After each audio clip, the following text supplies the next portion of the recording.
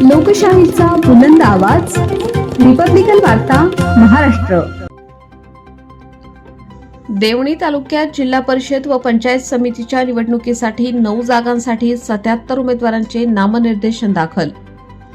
पत्रकारांना नामनिर्देशन दाखल झालेली माहिती तब्बल 6 तासानंतर मिळाली। देवणी तालुक्यात जिल्हा परिषद व पंचायत समिती निवडणुकीसाठी नामनिर्देशन पत्र भरण्याच्या शेवटच्या दिवशी तहसील कार्यालय परिसरात इच्छुक उमेदवार व समर्थकांची मोठी गर्दी उसळली होती।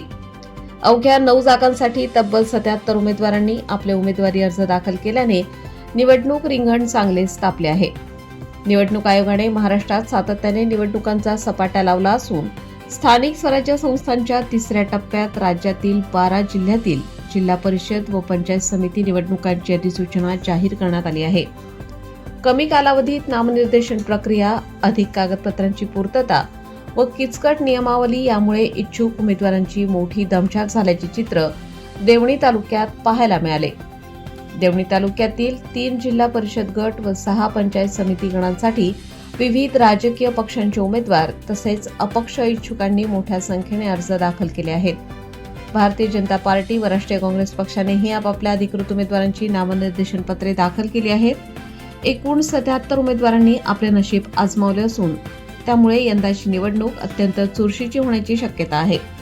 सर्व दाखल नामनिर्देशन पत्रांची छाननी उद्या 22 जानेवारी 2026 रोजी होणार आहे। त्यानंतर किती उमेदवारांचे अर्ज वैध ठरतात व किती बाद होतात हे स्पष्ट होणार असून तालुक्याचे अंतिम निवडणूक चित्र त्यानंतर समोर येईल। सदरची माहिती देण्यासाठी तालुक्यातील पत्रकारांना दंड अधिकाऱ्यांच्या दालनात 6 तास वाट पाहावी लागली। यावरून निवडणूक प्रक्रियेसाठी तहसीलदार किती दक्ष आहेत हे जनतेला दिसून येत आहे। रिपब्लिकन वार्तासाठी लातूर जिल्हा प्रतिनिधी Sagir Momin. Subscribe now and press the bell icon. Never miss an update.